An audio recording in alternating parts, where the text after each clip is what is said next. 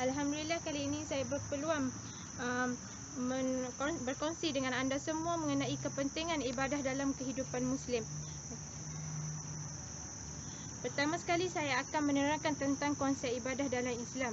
Konsep ibadah dalam Islam ni sangat luas untuk kita bincangkan, walau bagaimanapun perbincangan secara ringkas dalam keterbatasan ruang ini akan menyentuh mengenai makna atau definisi ibadah dan seterusnya akan menjelaskan kesan-kesan ibadah dalam kehidupan Muslim tu, terutama berkaitan dengan ibadah khusus. Makna ibadah menurut bahasanya adalah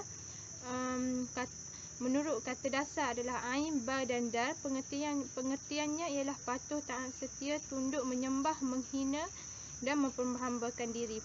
Manakala menurut definisi ibadah adalah bertakarub kepada Allah dengan mentaati segala perintah Allah, berusaha menjauhi larangannya serta mengamalkan segala yang diperbolehkan olehnya.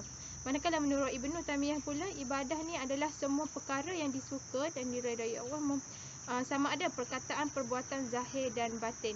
Impak ibadah, pertama sekali saya akan menerangkan impak ibadah solat dalam kehidupan Muslim. Sembahyang adalah ibadah utama di sisi Islam.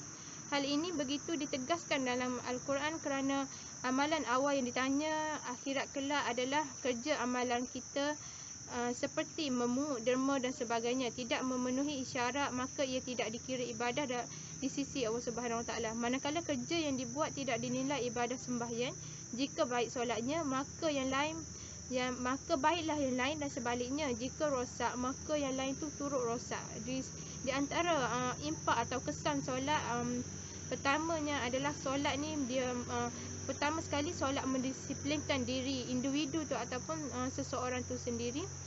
Keduanya, solat menjadikan hidup kita lebih teratur dan sistematik. Manakala jika kita melakukan solat ni akan menjadikan kita rendah diri, seorang menghalang kita daripada melakukan perbuatan keji dan mungkar. Manakala impak ibadah puasa dalam kehidupan Muslim, di dalam ibadah puasa terdapat banyak impak yang boleh diperoleh. Antaranya adalah puasa menyucikan batin manusia. Puasa juga memelihara kesihatan kita dan menyembuhkan penyakit. Manakala terakhir, puasa juga boleh mencapai kepada takwa. Seterusnya, impak ibadah zakat dalam kehidupan Muslim. Zakat ni adalah termasuk dalam rukun Islam. Di antara Al-Quran, perintah zakat sering bersamaan dengan solat dan menunjukkan begitu pentingnya zakat, dan zakat juga adalah termasuk dalam perkara yang wajib. Zakat adalah ibadah zahiriah yang mengandung hikmah yang besar. Di dalamnya terdapat keajaiban yang besar. Antara ibadah zakat dalam kehidupan seorang Muslim adalah zakat ni dapat membersihkan harta. Zakat juga boleh menumbuhkan rasa syukur kita, dan seterusnya zakat sebagai cara menolong orang yang lemah, dan terakhir zakat juga boleh mencegah timbulnya kerawatan sosial, dan zakat mendatangkan keberkatan. Manakala impak ibadah haji dalam kehidupan Muslim, pengertian ibadah haji ni adalah mengkasarkan Baitullah Al-Haram di Mekah untuk mengerjakan ibadah dengan syarat-syarat tertentu. Ibadah haji adalah rukun Islam yang kelima yang mempunyai nilai-nilai istimewa.